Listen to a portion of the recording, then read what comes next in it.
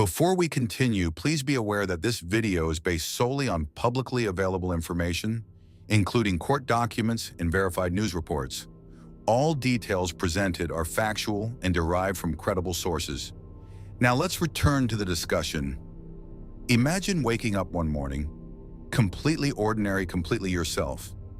And by nightfall, everyone you trusted, everyone you loved, every person you had ever shared a meal with or prayed beside or called a friend was gone. Not gone in the way that life gradually takes people from you. Gone in a single afternoon. Gone because one man told them to go. That is not a movie. That is not a hypothetical. That is November 18th, 1978. And once you understand how it happened, you will never again look at trust, community, or the people we choose to follow in quite the same way. On November 18, 1978, in the dense jungle of South America, 918 American citizens, men, women, and children, lost their lives in a single afternoon. No war, no earthquake, no disaster you could see coming. A preacher gave an order, and almost everyone obeyed. This is not a conspiracy theory. This happened, and today we are going to understand exactly how a man went from feeding the hungry on the streets of Indianapolis, Indiana, to ordering the deaths of over 900 of his own followers in the jungles of Guyana, and why so many people followed him every single step of the way.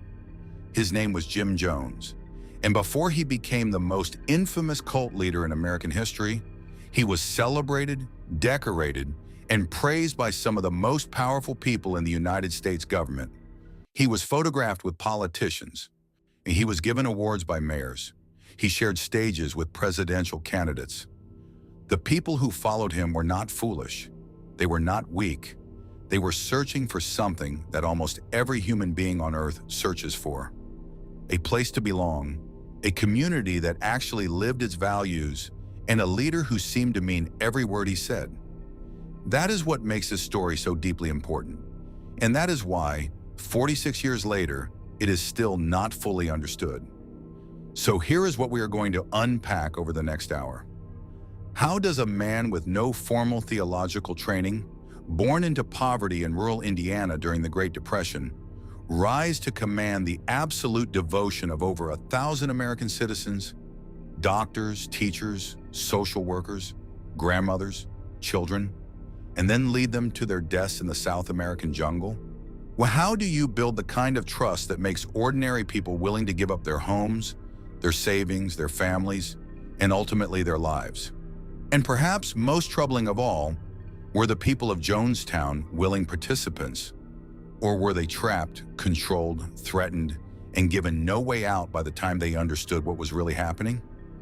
By the end of this video, you will have the full picture. Not the tabloid version, not the punchline version, the true story. Before we go any deeper into this story, I want to pause for just a moment and ask you something. Where are you watching from right now? Drop your city or your country in the comments below. I genuinely love seeing how far this community stretches. And if this kind of deep, honest, fully researched documentary storytelling is what brought you here today, hit that subscribe button so you never miss a single one of our upcoming videos. Now, let us go back to the beginning, because to understand what happened on November 18th, 1978, you have to understand the world that made Jim Jones possible. James Warren Jones was born on May 13th, 1931, in a small rural community called Crete, near the town of Lynn in Indiana. His father, James Thurman Jones, was a World War I veteran who had been permanently damaged by a mustard gas attack during the war and lived on disability payments for the rest of his life. He was emotionally distant, largely absent from Jim's childhood in any meaningful way. His mother, Lynetta Jones, was a strong-willed, independent woman who worked long hours in local factories to keep the family afloat. She did not believe in organized religion. She had doubts about what she called a sky god and made no secret of it. Jim Jones grew up in a household that gave him almost nothing stable to hold on to, no consistent emotional presence, no guiding faith, and very little financial security. And yet, from an extraordinarily young age, he was drawn almost magnetically to religion. By the time Jim Jones was 10 years old, a female Pentecostal preacher in his neighborhood had identified something in him and began mentoring him as a child evangelist. Neighbors and local churchgoers remembered him as unusual, intensely focused on the rituals of faith in a way that seemed far beyond his years. He studied funeral rites. He conducted mock religious ceremonies for animals that had died. And he was described by those who knew him as a boy who was simultaneously searching for something and already preparing to lead. As a teenager, working as an orderly at Reed Memorial Hospital in Richmond, Indiana, he met a nursing student named Marceline Baldwin. They married on June 12, 1949, when Jim was just 18 years old. That relationship, Marceline's quiet steadiness and Jim's relentless ambition, would hold together for almost 30 years through everything that was coming. In 1952, Jones became a student pastor at the Somerset Southside Methodist Church in Indianapolis. He had one immediate priority: racially integrating the congregation. In the early 1950s, that was not a small thing. The United States was still deeply and visibly segregated, and many mainstream churches actively enforced racial separation in their pews. Jones refused to accept it. He began bringing black members of the community into his all-white congregation, and the reaction was immediate and hostile. The church leadership dismissed him, but Jones did not see that as a defeat.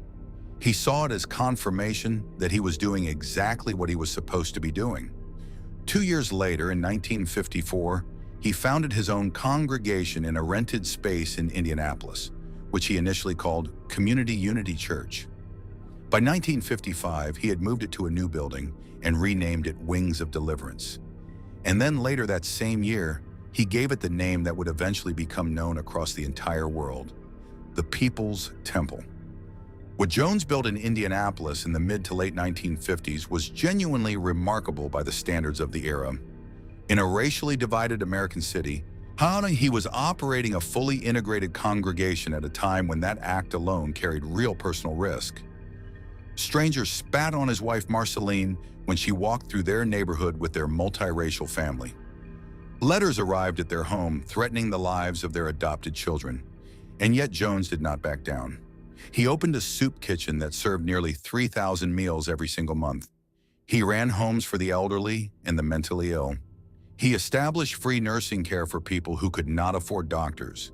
He was so publicly effective at the work of racial integration that in 1960, Indianapolis Mayor Charles Boswell appointed Jones as the director of the city's Human Rights Commission, a position that gave Jones the platform and the credibility to desegregate movie theaters, restaurants, hospitals, and in the Indianapolis Police Department. He was not a fringe figure. He was a civic hero. He and Marceline built what Jones proudly called a rainbow family. They adopted a part Native American child named Agnes. They adopted 3 Korean children, Stephanie, Lou, and Suzanne. In 1961, they became the first white couple in the history of Indianapolis to adopt a black child, whom they named James Warren Jones Jr. They also had a biological son, Stephen Gandhi Jones. Jim Jones had made his personal family a living demonstration of the values he preached from the pulpit every Sunday, and the congregation responded. By the early 1960s, People's Temple had grown to over 900 members. It had attracted not only working-class black families from Indianapolis, but also white professionals, educators, and an idealist who believed that Jones was actually building the kind of community that the rest of America only talked about. He fed people. He housed people. He employed people. He looked the ugliest parts of American society in the eye and refused to flinch. For a time, for a long, hopeful time, that was exactly what he appeared to be. But underneath the meals and the sermons and the civic awards and the newspaper coverage, something else was forming. Jones had always been fascinated by the tactics of control. As early as the mid-1950s, he had been conducting what were called faith healings, theatrical performances in which planted accomplices in the congregation would be dramatically cured of illnesses on command. The cancerous tumors that Jones had previously hidden in his fist would be dramatically extracted from the body of a true believer. Former members later confirmed that these healings were entirely staged, with Jones's inner circle preparing the props beforehand. But to the hundreds of people who witnessed them in the pews of the People's Temple, they looked miraculous. And once a person has witnessed what they believe to be a miracle, the door to critical thinking closes a little further. Jones understood this. He had understood it from the very beginning. In 1961, Jones told his congregation that he had received a prophetic vision. Indianapolis, he said, and Chicago were going to be destroyed in a nuclear attack. He had seen it. The only way to survive was to relocate somewhere that would be safe from the fallout. A 1962 article in Esquire magazine conveniently listed the 9 safest places on Earth in the event of nuclear war, and one of those locations was in Northern California. By 1965, Jones had convinced approximately 140 of his most loyal Indianapolis followers to pack up their lives and move with him to Redwood Valley, near the city of Ukiah in Northern California. For those who stayed behind in Indianapolis, it seemed extreme. For those who went, who had already trusted Jones with their faith, their finances, and in many cases their personal safety during the difficult years of racial integration, following him to California felt like the next natural step. He had been right about so many things before. Why would anyone doubt him now? California changed everything. In a state already shaped by social movements, counterculture, idealism, and a hunger for communities built on alternative values, the People's Temple found not just a congregation, but a movement.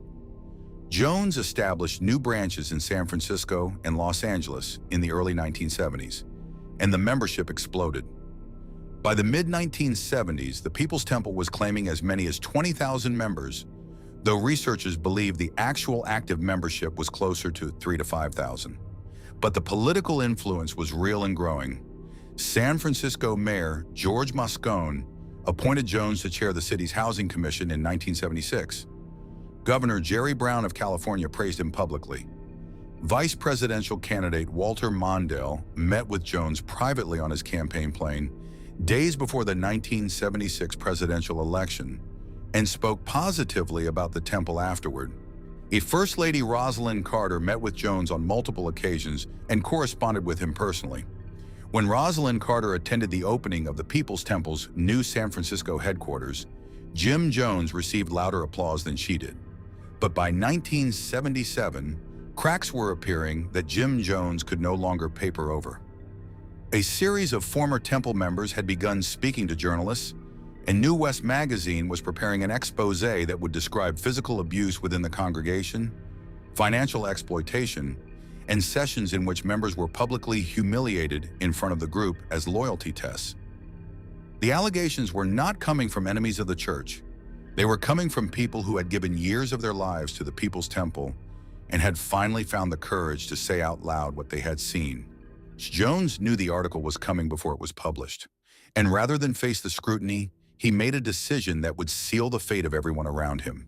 He would move the congregation, all of them, to a piece of land he had been quietly preparing in the jungle of Guyana, South America, for several years. He called it the People's Temple Agricultural Project. Everyone else would come to call it Jonestown. The People's Temple had first leased land in Guyana in 1974. A small advance team of members had been sent there to begin clearing jungle and constructing basic buildings.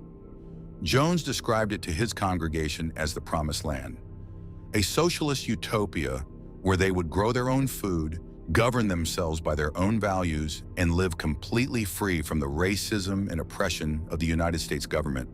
And he told them that black members in particular needed to understand that if they ever left the People's Temple and returned to America, the government would round them up and place them in concentration camps. He said this repeatedly. He said it with conviction. And for people who had lived through the reality of segregation, police brutality, and systemic inequality in American cities, the warning did not sound entirely impossible. Fear is one of the most powerful tools of control ever invented. Jim Jones had been using it quietly for years. Now in 1977, he put it to work at full force. By May 1977, Jones himself had moved to Jonestown, along with approximately 600 of his followers. Several hundred more followed over the subsequent months. By 1978, the population of the settlement had grown to over 900 people packed into a compound that had been built to accommodate far fewer. Members worked 6 days a week, beginning at approximately 6:30 in the morning and ending at 6 in the evening, with a single hour for lunch, clearing jungle, planting crops, and constructing buildings in the brutal tropical heat of Guyana. Their mail was read and censored before it left the compound. Telephone calls were monitored, passports were collected from members upon their arrival in Guyana and stored under Jones's personal control. There was no easy way to leave. The nearest town, Port Kaituma, was 6 miles away through the jungle. Without a passport, without money, without local contacts in a foreign country, leaving Jonestown meant walking into the unknown with nothing. For most members, that was not a realistic option. And then there were the White Nights. Beginning in 1977, Jones began holding what he called emergency assemblies in the dead of night. A siren would sound at 2 or 3 in the morning, sometimes later, and every single resident of Jonestown was required to immediately leave their cabins and gather at the central pavilion, the large open-air structure at the heart of the compound. Failure to appear quickly enough brought punishment. When the congregation was assembled, Jones would climb to the microphone and tell them that enemy forces were surrounding the compound, that mercenaries hired by the United States government were moving through the jungle toward them at that very moment, that the CIA was coming to destroy everything they had built and imprison or kill every one of them. And then he would ask the congregation a question. If the only way to deny those forces their victory, if the only way to preserve the dignity and the meaning of everything they had built was to choose death on their own terms, would they do it? Cups of liquid were passed to every member of the congregation. Jones told them the drinks were poisoned. He watched them drink, and then, after a long and agonizing silence, he announced that it had been a test. The cups contained nothing but fruit punch. Everybody was still alive. The children were still breathing. And Jones told them that by drinking without hesitation, they had demonstrated their loyalty, their revolutionary commitment, and their willingness to place the collective above the individual. He conducted this drill not once or twice, but at least 6 times between 1977 and 1978.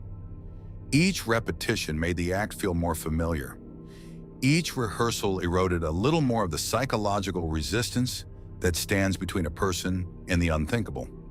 By the time the drills were over, many members of the congregation had already, in a very real psychological sense, practiced dying. Jim Jones had understood something deeply disturbing about human behavior, that people can be conditioned to accept almost anything if it is introduced gradually enough, wrapped in the language of love and sacrifice, and reinforced by the fear of what waits outside. In May 1978, a woman named Deborah Layton escaped from Jonestown. Layton had been a senior member of the People's Temple for years, trusted enough to handle financial matters on Jones's behalf. What she had witnessed inside Jonestown had convinced her that something catastrophic was being planned. After making her way to the United States Embassy in Georgetown, Guyana's capital, and eventually back to the United States, Layton sat down and wrote a sworn affidavit, a legal statement made under oath, which she submitted to the United States State Department and to members of Congress. In that document, she described the White Night drills in detail. She described the weapons she had seen stored inside the compound. She described the control that Jones exercised over every aspect of members' lives. She stated plainly that she believed Jim Jones was planning a mass death event and that the lives of over 900 Americans in Guyana were in immediate danger. The United States government received that warning. They logged it, and they reviewed it, and their response was careful, measured, and far too slow. By the autumn of 1978, Congressman Leo Ryan of California had been hearing from his constituents for months. Parents, siblings, spouses, American citizens who had family members living in Jonestown, and who had received no word from them in weeks or months. Letters that arrived home were clearly written under supervision, stiff and impersonal in a way that felt nothing like the people who had supposedly written them.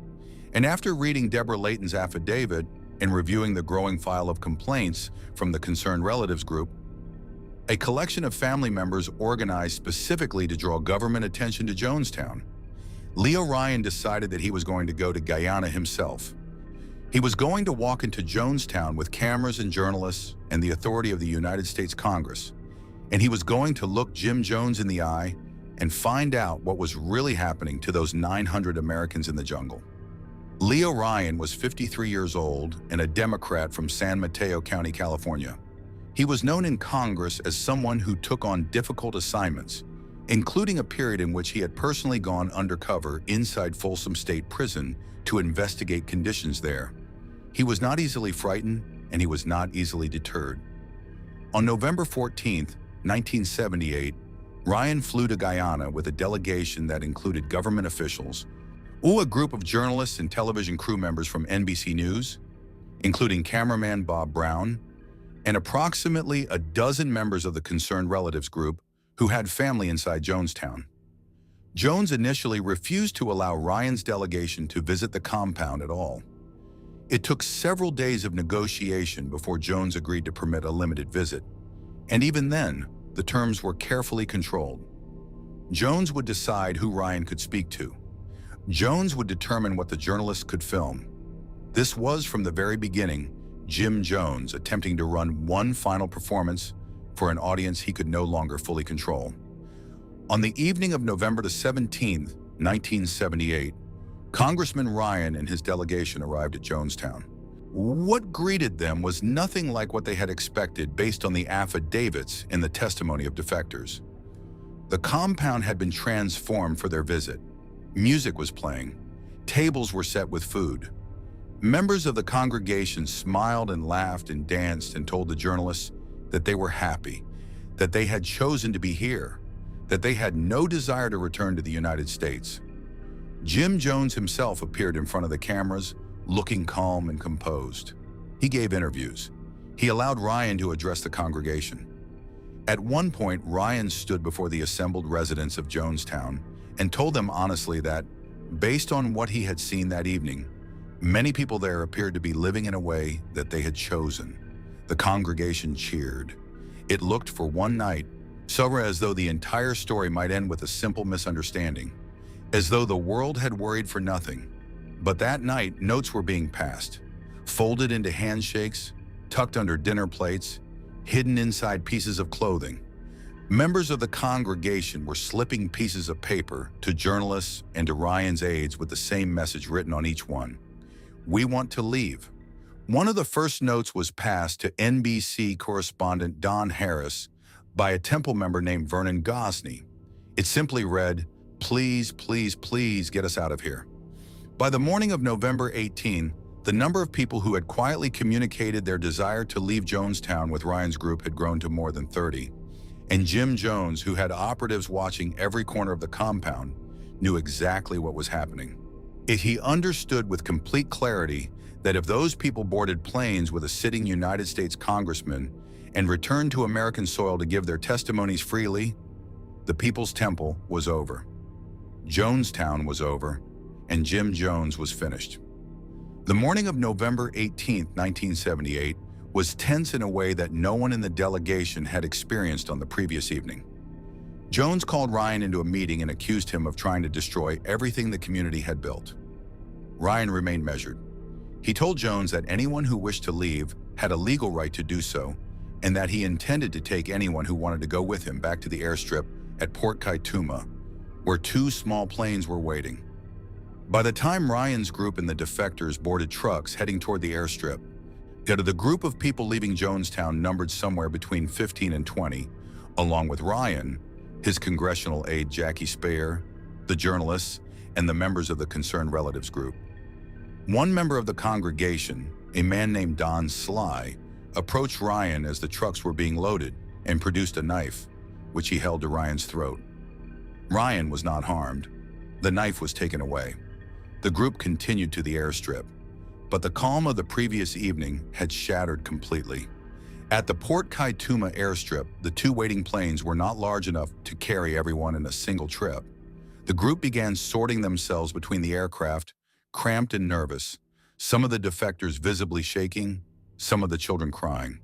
And then a tractor appeared from the direction of Jonestown, and while moving through the trees toward the airstrip, armed men stepped off the tractor and immediately opened fire on the people standing on the runway. They fired without warning and without hesitation. NBC cameraman Bob Brown kept his camera rolling as the gunmen moved toward him. He was shot and killed while still filming. The camera and the footage survived. Congressman Leo Ryan was shot multiple times. He died on the airstrip, becoming the only sitting United States congressman to be killed in the line of duty in the entire history of the country. A total of 5 people lost their lives at Port Kaituma that afternoon. 11 others were wounded.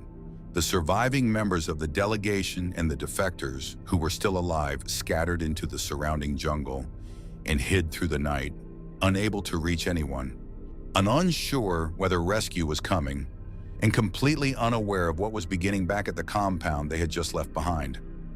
Back in Jonestown, Jim Jones had already received word of what had happened at the airstrip. He called the entire congregation to the central pavilion. Every man, every woman, every child. It was early afternoon on November 18, 1978. The jungle was quiet around the compound. The sun had not yet gone down. Jones took the microphone and told his congregation that the congressman had been killed, that the outside world would use this to justify coming into Jonestown and destroying everything they had built, and that there was only one act remaining that could preserve the dignity of what they had created together. He called it revolutionary suicide, a term he had borrowed from Black Panther leader Huey P. Newton, though Newton himself had meant something entirely different by it. Jones was calling for the death of every person in that pavilion. He was calling for it in the language of sacrifice, of love, of resistance, and for a community that had spent months being told that death was the ultimate revolutionary act. The words were not entirely unfamiliar. They had heard them before, they had rehearsed them before, they had drunk from the cups before, but not everyone was silent. In the recorded audio of those final hours, a 44-minute tape that FBI investigators would later recover from Jonestown, and that has since become one of the most haunting primary source documents in American history, a woman's voice rises clearly above the noise of the crowd. Her name was Christine Miller. And Christine Miller was not going to die without speaking. Her voice on that recording is clear and composed. She tells Jones that she believes they have a right to live. She suggests alternatives. The Soviet Union, which the People's Temple had been in contact with, might take them in. She says she has not come this far to die in a jungle. The crowd reacts with hostility. Other members shout her down. Jones responds with the calm of a man who has already decided how this afternoon ends. He tells her that her life has always been her own. He tells her she can do what she wants, but he makes it clear that the community has already made its decision, and the pressure of that room, that crowd, that lifetime of conditioning and fear and sunk investment was a weight that almost no single person could stand against alone. Two of the medical team are led by a doctor named Larry Schacht, who had joined the People's Temple as a young man and had dedicated his medical career to the compound, had already prepared the mixture. It was a fruit-flavored drink laced with cyanide, sedatives, and tranquilizers. The specific brand of the powdered drink was Flavor Aid, not Kool-Aid, a factual correction that matters because it matters to the truth of what happened. Syringes were readied alongside the vats of liquid, and the process that followed was organized and deliberate. The youngest members of the congregation, the babies and the children, were the first to receive the mixture, administered directly into their mouths through syringes by their parents and by temple nurses. Parents were told by Jones that this was an act of love.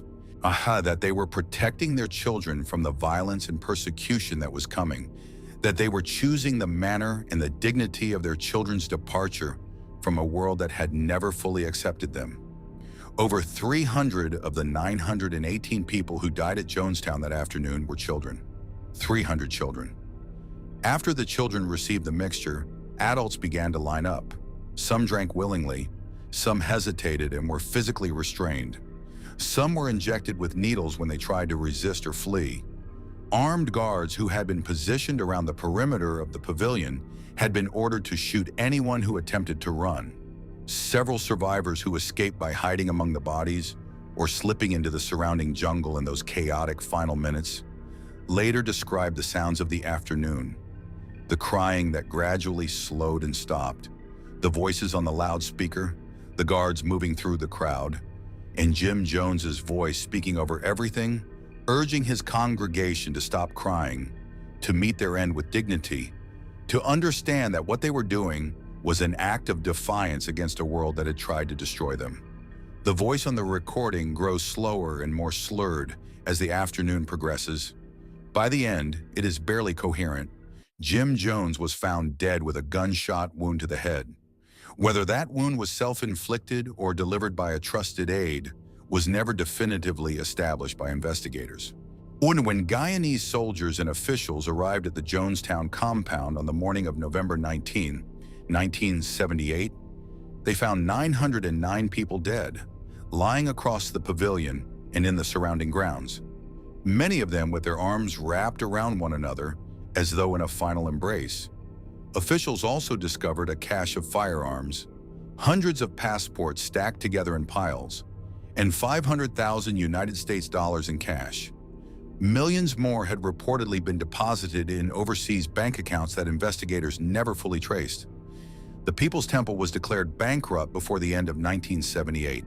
The settlement at Jonestown was abandoned to the jungle, and the United States and the world was left to begin the agonizing process of understanding how this had happened, what it meant, and what, if anything, could have been done to stop it.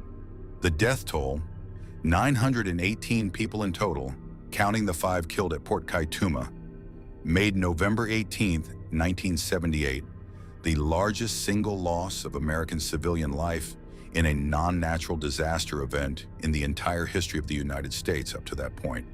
That record stood until September 11, 2001. And in the immediate days and weeks after the event, the story that the American public was told, and largely accepted, was a simple one. Jim Jones had been a monster. His followers had been gullible. They had drunk the Kool-Aid. That phrase, drink the Kool-Aid, entered the American cultural vocabulary almost immediately after the Jonestown Massacre and has remained there ever since, used casually to describe anyone who accepts something without questioning it. And that casual usage represents, in the view of survivors, researchers, and the families of the dead, one of the most profound misunderstandings of what actually happened on November 18, 1978. Because what the phrase erases is everything we need to understand to make sure it never happens again. Approximately 87 people survived the events of November 18, 1978. Some of them were in Georgetown, Guyana's capital, on legitimate temple business that day. Some were among the delegation at the airstrip who managed to survive the attack and hide through the night. And a handful, a small, extraordinary handful, escaped from the compound itself, either by hiding among the bodies until the guards were no longer watching, or by running into the surrounding jungle in those final chaotic minutes as the assembly was still underway.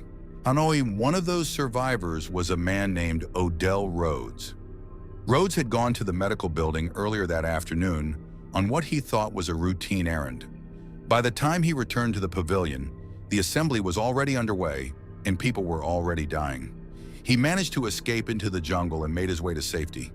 His account of what he witnessed became one of the most detailed and important eyewitness testimonies of the final hours of Jonestown, and it was central to investigators' understanding of how the events of that afternoon actually unfolded. There was also a woman named Hyacinth Thrash. Hyacinth was an elderly woman who had followed Jim Jones from Indianapolis to California and finally to Guyana because she had believed, genuinely and for many years, that the People's Temple was doing work that mattered. On the afternoon of November 18, 1978, Hyacinth was in her cabin when the call to the pavilion went out. She did not hear it clearly. She fell asleep. She slept through the entire event. When she woke the following morning and walked out of her cabin to find the compound silent and still in a way it had never been before, she did not immediately understand what she was seeing. She walked to the pavilion and found 909 people dead around her. Hyacinth Thrash survived Jonestown through an accident of age and exhaustion. She returned to the United States, and years later she wrote a memoir about her life in the People's Temple. She lived into her 90s, and in every interview she ever gave, she grappled with the same question that every survivor of Jonestown has spent their life trying to answer. How do you go on living in a world that contains what you have seen? The survivors who returned to the United States found a complicated reception waiting for them. The dominant public narrative in the weeks and months after the massacre positioned the congregation of Jonestown as people who had made a choice and suffered the consequences of that choice.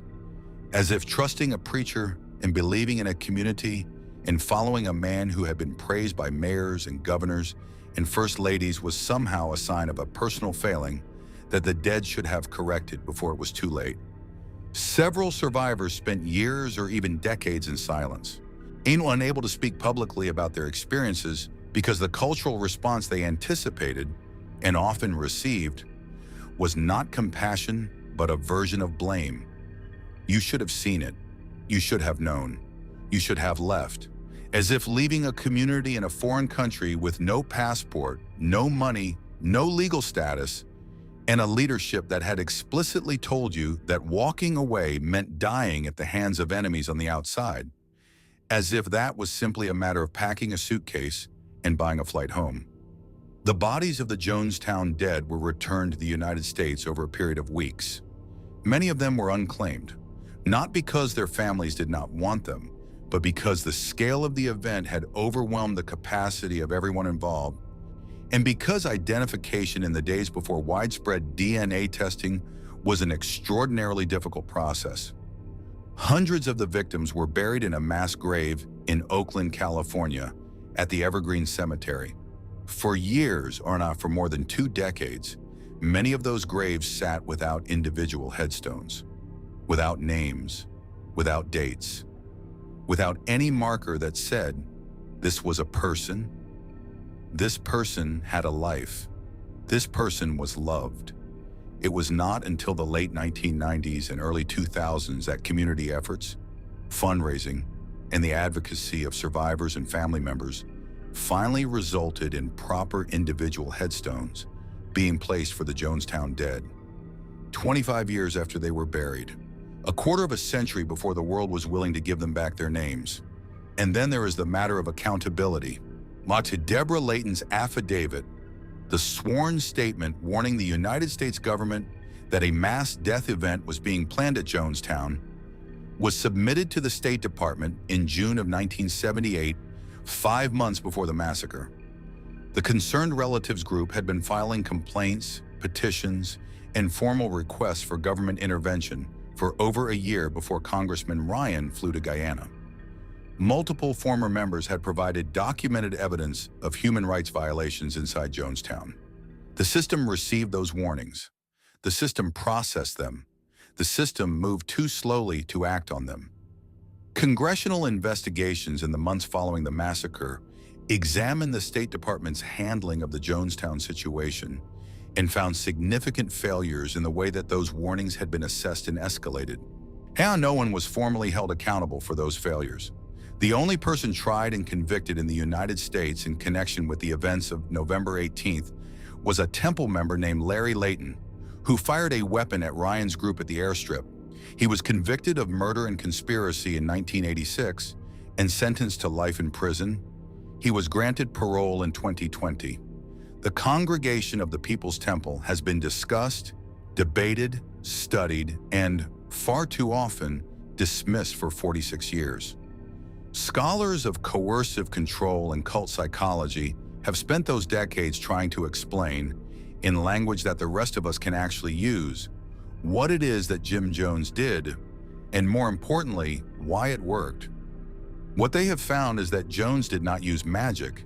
He did not use anything that is not already present in ordinary human psychology. He used incremental commitment, starting with small requests and gradually escalating to larger ones until the idea of refusing felt impossible. He used isolation, physically separating his followers from outside relationships and sources of information that might contradict his narrative. He manufactured dependency, ensuring that members had surrendered enough of their property, their autonomy, and their relationships that leaving the temple meant starting from nothing. He used rehearsed compliance, the white knights, to normalize extreme behavior through repetition until it felt less like a violation and more like a familiar routine. None of these techniques require stupidity from their targets. They require only the entirely ordinary human needs to belong, to be valued, and to protect the investments you have already made in the things you believe in. That is what makes Jonestown not a story about other people.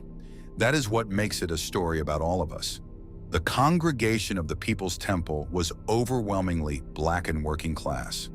They had joined the organization in many cases because Jim Jones was genuinely delivering things that the mainstream institutions of American society were failing to deliver.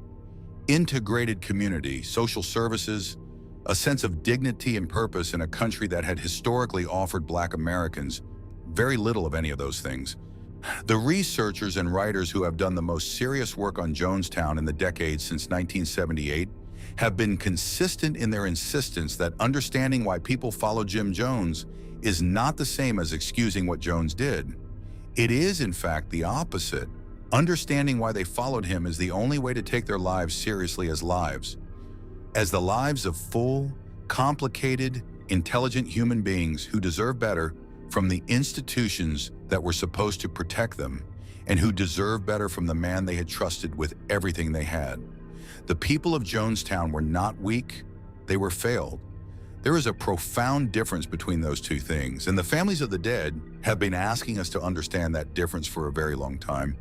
And there is a phrase that entered the English language in the days after November 18, 1978, and it has never left. Drink the Kool-Aid. It is used so casually now to describe anyone who follows a trend without questioning it, anyone who accepts a company's mission statement without looking for the fine print, anyone who votes along party lines or believes what their favorite commentator tells them. And every time it is used that way, something important is lost. Because the actual drink at Jonestown was not Kool-Aid, it was Flavor Aid, a different brand. And the people who drank it were not, in the vast majority of cases, doing so freely. They were doing so in a compound with armed guards at the exits, in a foreign country with no passports or money, was surrounded by the bodies of the children who had already been given the mixture through syringes, after years of psychological preparation that had been specifically designed to remove every practical and emotional barrier between a person and an unthinkable act. The phrase erases all of that. And what gets erased when we erase all of that is the truth. And the truth is the only thing that has ever actually protected anyone from what happened in Jonestown. Jim Jones did not begin as a monster. He began as a young man from rural Indiana who believed in integration and social justice, and feeding the hungry and housing the elderly, and doing the work that everybody else said mattered, but that very few people actually showed up to do. The monster that he became was built over decades, in the space between his genuine convictions and his hunger for absolute control, a hunger that grew in direct proportion to his power until the two things became inseparable. The real question that Jonestown asks us, not as a historical curiosity, but as a living, ongoing challenge, is not whether we would have seen through Jim Jones in 1955. Maybe we would have. Maybe we would not. The real question is what we are building in our own communities, our own institutions, our own movements, that creates the conditions in which a Jim Jones becomes possible. What needs go unmet that make people willing to follow someone who meets them, regardless of the cost? What systems fail so completely that an agricultural compound in the Guyanese jungle looks for a time like a better offer than what is available at home? 918 people in a single afternoon on a Saturday in November 46 years ago in the jungle of South America. Their names are recorded. Their faces exist in photographs taken before everything went wrong. Photographs of laughter and community gardens and children at school desks and people who had come together because they believed that the world could be different if enough of them worked together hard enough to make it so. They deserved better from the man who led them there. They deserved better from the institutions that received the warnings and moved too slowly to act. And they deserved better from a culture that reduced the worst day of their lives to a catchphrase. The least we can do, the very least, is remember them accurately. Remember what they were looking for. Remember what was done to them. And carry that memory forward as something more than a warning about people who were not as smart as we think we are. Carry it forward as a warning about what happens when the systems that are supposed to protect people fail, and what happens when the people who see the danger coming speak up and are not heard in time. Christine Miller's voice is on that tape, clear and composed in the most terrifying moment imaginable, standing in front of 900 people and a man who had decided how that afternoon was going to end, in saying, "I believe we have a right to live." She was not heard in time, but she spoke. And the fact that she spoke, the fact that there was a voice in that pavilion that said no out loud in front of everyone, is one of the most important things we know about what happened in Jonestown. How it tells us that even in the most controlled, most conditioned, most thoroughly organized situation of fear and compliance imaginable, there was still a person who said no. That matters. It matters because it means that the capacity for resistance existed even there, even then, even in that room. And it asks all of us, wherever we are, whatever we are part of, whoever we are trusting with the things that matter most to us, to find that voice before it is needed, to use it early, to use it often, and to never let the rehearsals become so routine that we forget what we are actually rehearsing for. This is the story of Jonestown. This is the story of 918 Americans who followed a dream into a jungle and were never allowed to come home. This is the story of Christine Miller, who stood up, of Odell Rhodes, who ran, of Hyacinth Thrash, who slept through the end of her world and woke up alone, of Deborah Layton, who escaped and tried to warn us and was not heard in time, of Congressman Leo Ryan, who walked in with cameras and died on a runway, of the children, and over 300 of them, who had no choice in any of it and whose names belong on headstones and in the memory of a country that still has not fully reckoned with what it allowed to happen. I want you to sit with this for a moment before you scroll away, because these were not statistics. These were people, and they were ours. Now, before you go, I want to ask you something that I ask at the end of every video, and every single time I am genuinely surprised by the range of answers I get. What part of this story hit you the hardest? Was it Christine Miller standing up in that pavilion? So was it the fact that the government had a warning 5 months before and did not act in time? Was it learning that Jim Jones was receiving civic awards and photographed with first ladies right up until the moment that everything collapsed? Drop your answer in the comments below. This is a community here, and the conversations that happen in those comments are some of the most thoughtful discussions I have ever seen on this platform. And if you have not subscribed yet, please do it now, because the next story we are telling is one that shares something deeply unsettling with the story you just heard. Another community, another leader who seemed to have all the answers, and another trail of evidence that investigators almost missed entirely. You do not want to come to this channel after that video has already been out for a week. Well, subscribe, hit the bell, and I will see you in the next one. Thank you for watching, thank you for caring, and thank you for remembering.